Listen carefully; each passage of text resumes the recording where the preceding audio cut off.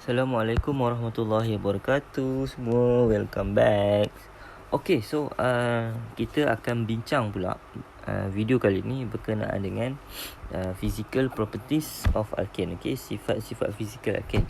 Sifat fizikal ni apa benda? Sifat fizikal ni ialah sifat-sifat luaran. Contohnya macam boiling point, melting point, solubility, conductivity, viscosity, density. Okay, benda-benda yang kita boleh nampak secara fizikal lah. Right? Okay, so first kita kena tahu okay, yang pertama ni lah. Okay, kita kena tahu alkane ni dia satu covalent compound. Okay, so alkanes are molecular compounds. Actually alkanes are covalent compounds which consists of molecules. Okay, so alkane ni dia wujud dalam molekul. Kenapa molekul? Sebab tahulah molekul ni maksudnya gabungan beberapa atom. Okay, the atoms are bound together by a strong covalent bond. These molecules are held together by weak van der Waals force ataupun intermolecular force. Okay, so jadi dalam alkane, okay, dalam alkane ni katakanlah kita ambil methane. Okay, katakan dalam satu cecair methane, okay, kita ada banyak molekul methane. Okay, so dan di antara molekul ni dia ada satu force yang kita panggil sebagai VDW, van der Waals force. Okay, so di antara molekul ni van der Waals force ni dia weak. Okay, maksudnya di antara molekul satu ni dengan ini dengan yang ni, so diorang punya attraction tu lemah. Okay, attraction tu lemah, dia punya van der Waals force dia lemah. Okay, tapi di antara atom, okay, katakan dalam satu molekul ni, kita ambil molekul belah kiri ni, okay, kita ada kumpulan karbon yang berikatan 4 dengan kumpulan hidrogen. Okay, so karbon dengan hidrogen ni diorang punya bond ni strong. Okay, strong covalent bond. Okay, kenapa covalent? Sebab carbon non-metal, hydrogen pun non-metal. So yang ni kita dah belajar. Okay, so awak kena ingat macam ni je. Dalam satu molekul, okay, katakan satu molekul methane CH4, carbon dengan hydrogen ni strong covalent bond dia strong. Tapi di antara molekul, intermolecular. Okay, sebab tu nama the force dia intermolecular forces. Di antara, inter ni antara, di antara molekul, okay, di antara satu molekul dengan molekul yang lain, dia punya force dia weak. Okay, boleh? Alright. Okay, next kita tengok state the physical properties of alkane. So apakah sifat-sifat fizikal alkane? Okay, so disebabkan alkane ni dia ialah sejenis covalent compound, okay, maka dia mempunyai sifat-sifat fizikal covalent compound lah. Okay, apa sifat fizikal covalent compound? Kita dah tengok. Yang pertama, insoluble in water. Okay, tetapi dia larut, dissolve in organic solvent. Contoh organic solvent, chloroform, carbon tetrachloride, benzene. Okay, selain water. Okay, and then yang kedua, cannot conduct electricity, tak boleh mengalirkan elektrik. Yang ketiga, low melting and boiling points. Dan yang terakhir, less dense than water. Maksudnya dia lagi ringan, dia lagi kurang density, kurang tumpat berbanding air. Maksudnya kalau kita campurkan alkane dengan air, alkane akan duduk atas, dia orang takkan bercampur lah. Okay, alkane akan duduk atas, air akan duduk dekat bahagian bawah. Right? Okay, boleh clear setakat tu? Okay, next kita tengok pula berkenaan dengan physical state. Physical state ni maksudnya keadaan fizikal. Okay, keadaan fizikal bagi straight chain. Okay, bagi straight chain of alkane. Okay, so physical state ni sama ada gas, solid ataupun liquid. Solid, liquid ataupun gas. Okay, so untuk empat yang pertama, methane, ethane, propane dan juga butane. Okay, methane, ethane, propane dan butane. Okay, diorang empat ni kalau dalam keadaan bilik, suhu bilik, diorang wujud secara dalam bentuk gas. Okay, dalam bentuk gas. And then kita terus pentane sehinggalah kepada decane. Okay, pentane sehingga kepada decane, diorang wujud dalam bentuk liquid. Okay, so awak ingat macam ni je. Methane sehingga butane, satu karbon sehingga 4 karbon, methane sehingga butane dalam keadaan gas. And then pentane yang kelima sehingga decane yang ke-10 wujud dalam bentuk liquid. Okey. So macam mana kita tahu dia gas ataupun liquid? Okey, kita tengok dia punya melting dengan boiling point. Okey. Kalau kat sini dia tulis yang point nombor 2 point nombor 2. Okey, alkane is in gas form. Okey, alkane ni di dalam bentuk gas jika dia punya melting and boiling points are below room temperature. Room temperature 24 ataupun 25. Okey, so kalau melting and boiling point sesuatu alkane tu di bawah suhu bilik. Okey, bawah suhu bilik tak kisahlah. Okey, katakan contoh kita tengok contoh yang pertama methane methane. So melting point dia negatif 182, boiling point negatif 162. So melting point dengan boiling point dia dua-dua ni dia bawah daripada suhu bilik. So disebabkan itu maka dia wujud secara dalam bentuk gas di dalam suhu bilik. Okey, right. So sama juga untuk ethane, propane dan juga butane. Okey, tetapi jika if melting point is below room temperature, kalau melting point duduk lagi rendah daripada suhu bilik tetapi dia punya boiling point atas suhu bilik, maka dia akan wujud dalam bentuk liquid. Boleh. Okey, contohnya kita tengok, kita ambil decane kita ambil decane. Kita ambil pentane lah, senang pentane.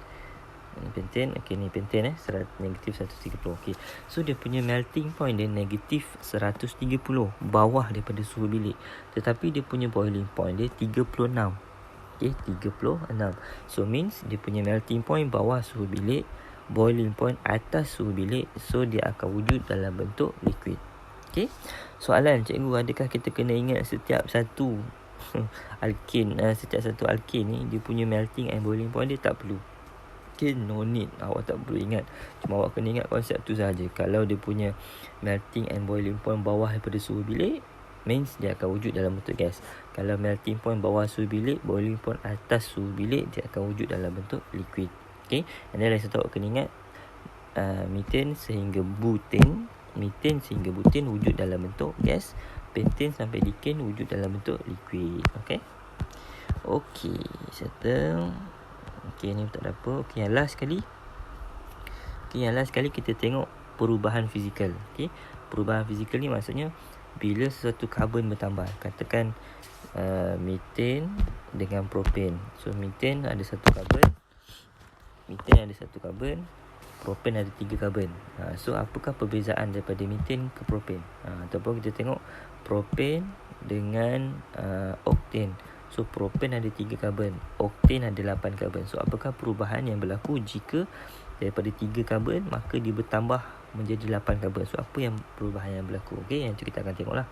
Okey, so yang first, as the number of carbon atoms in molecule can increase. Okey, so semakin bertambah bilangan karbon. Okey, yang pertama kita tengok molecular size. Okey, size akan bertambah. Of course lah, sebab bila karbon lagi banyak, lagi panjang dia punya rantai. Okey, so bila lagi size, molecular size lagi besar, van der Waals force between molecules. So tadi kita dah tengok dah, di antara molecules dia ada force yang dipanggil sebagai van der Waals yang memegang molekul-molekul ni. Okey, so bila molekul ni makin besar, bila sesuatu molekul tu makin besar, dia punya van der Waals ni akan lagi kuat. So bila lagi kuat, akan lagi banyak heat yang kita perlukan untuk pecahkan van der Waals force ni. Okay, so more heat energy is needed to overcome these forces, akan menyebabkan dia punya melting and boiling point dia akan increase. Boleh faham? Okay, so inilah maksudnya. Okay, so di antara molecules, kita ambil warna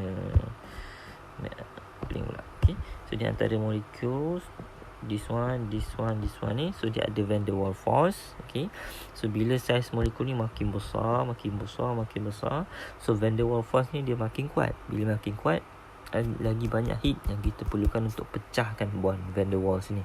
Okay, so bila lagi banyak heat, maka akan lagi tinggilah melting and boiling point. Okay, itu perubahan yang pertama. Perubahan yang kedua, viscosity and density. Viscosity ni kelikatan. Kelikatan ni maksudnya kita tengok air. Okay, kita ambil contoh air dengan minyak, yang mana lagi likat? Minyak. Kelikatan ni maksudnya senang ataupun susah sesuatu cecair tu dia nak mengalir, dia nak flow. Kalau awak tengok air dengan minyak, yang mana lagi senang nak flow? Air. Okey, maksudnya awak ambil satu botol air, awak ambil satu botol minyak, so awak tuang. So yang mana akan lagi senang nak keluar? Air lagi senang. Okey, maksudnya air lagi kurang likat, kurang viskos berbanding dengan minyak. Okey, itu maksud viscosity. Okey, density awak dah tahu. Okey, so bila bilangan karbon semakin bertambah, katakan propan dengan pentane 3 dengan 5. So viscosity pentane dan juga density pentane lagi tinggi berbanding dengan propan. Okay, so kita tengok kenapa. Okay, so when the molecule size, so first memang size akan besar lah. Okay, size contoh tadi pentane, so pentane lagi besar size dia. Okay, so bila lagi besar, the length of carbon chain, length of carbon chain ni, okay, sekejap.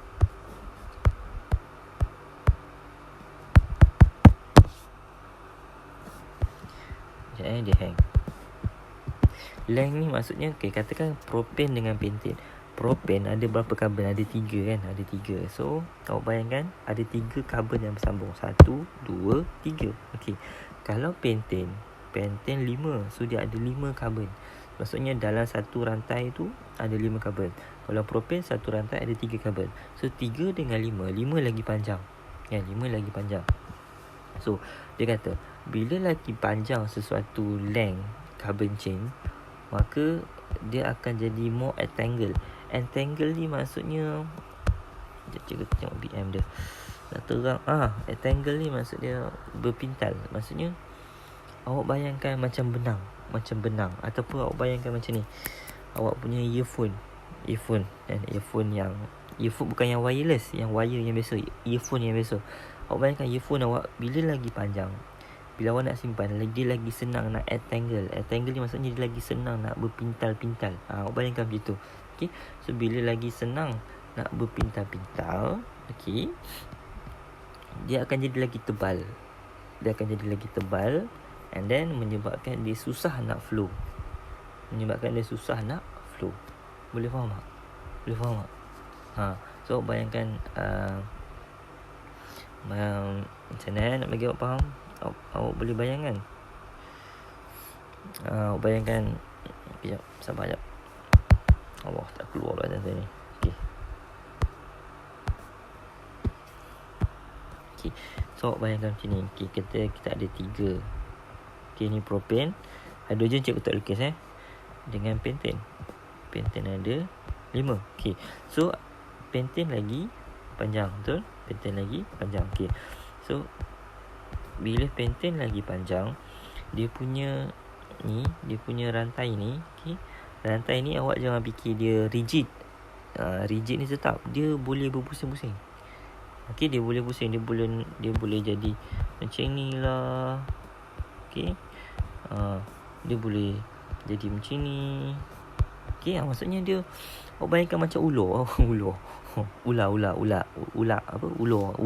snake. Bayangkan snake. Awak tengok ular, snake berjalan macam mana? Adakah dia berjalan lurus je tak? Badan dia boleh bengkok-bengkok macam tu. Dia boleh, kalau dia nak makan apa, dia akan gigit, and then dia akan pintalkan, dia akan lilit badan dia dekat mangsa dia tu. Macam tu juga macam carbon chain ni, dia boleh entangle. Bila dia lagi panjang rantai tu, dia boleh entangle, dia boleh berpintal-pintal. So bila dia berpintal, menyebabkan dia jadi bersimpul tau, dia jadi besar. So dia tak likat, menyebabkan dia tak likat, dia susah nak flow. Okay, dia tak likat. Okay, dia kurang likat lah, kurang viskos, dia menyebabkan dia susah nak flow. Okay, flow ni mengalir. Right? Okay, boleh Okay, dan yang akhir, yang ketiga. Okay, semakin bertambah karbon. Okay, masa kita ambil contoh pentane dengan propan. So pentane lagi banyak karbon, ada 5, propan ada 3. Okay, so the alkene become less flammable and harder to ignite. Okay, flammable ni maksudnya mudah terbakar. Ignite ni menyala, untuk dinyalakan. Okay, so ambil contoh tadi propan dengan pentane. So pentane ada 5 karbon. Okay, so lagi banyak bilangan karbon, lagi susah dia nak dinyalakan, lagi susah dia nak terbakar. So pentane lagi susah terbakar, less flammable berbanding dengan propan. Boleh faham? Okay. So kenapa disebabkan hal ini? Sebab yang bawah ni lah, it is caused by an increase in the percentage of mass of carbon. Okay. Maksudnya bila percentage mass of carbon ni maksudnya peratus berat karbon. Yang ni awak dah belajar dalam form 4 macam mana nak kira persen apa? Persen apa orang panggil? Persen karbon. Okey. Okey, jap cikgu tunjuklah kot, takut awak lupa kan. Okey, kita ambil contoh methane lah, methane CH4 dengan butane C4H10.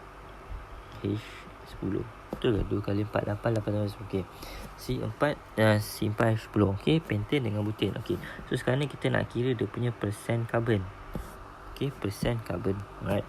So macam mana kita nak kira? Okey, senang saja. First kita kena kira molecular mass. Okey, molecular mass awak ingat lagi nak kira macam mana? Okey, so karbon 12. Okey, untuk methane dulu lah, untuk methane. Untuk methane kita ada berapa karbon? Ada 1 karbon. So 12. Okey, molar mass karbon 12 per CH4. So karbon 12, hidrogen 1, 4 darab 1, 4 tambah 12, 16. So 12 per 16 darab 100%. Okey. Okey, so atas ni merujuk kepada karbon. Ni merujuk kepada molecular mass untuk overall, untuk semua. Boleh. So 12 bagi 16 dah 100%. So awak dapatlah persen karbon dia. Okey. Kalau kalau butane pula C4 maksudnya ada 4 karbon. 4 darab 12. Sekejap.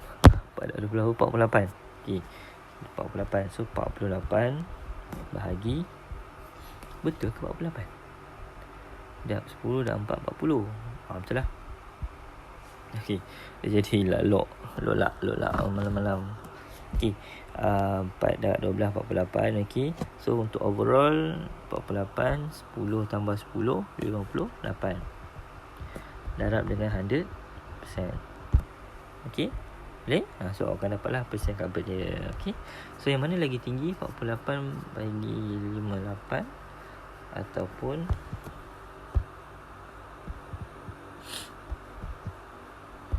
yang first tadi berapa?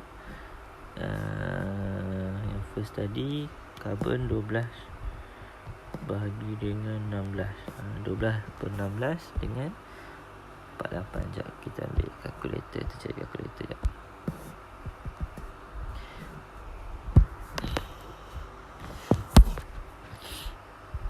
12 bahagi 16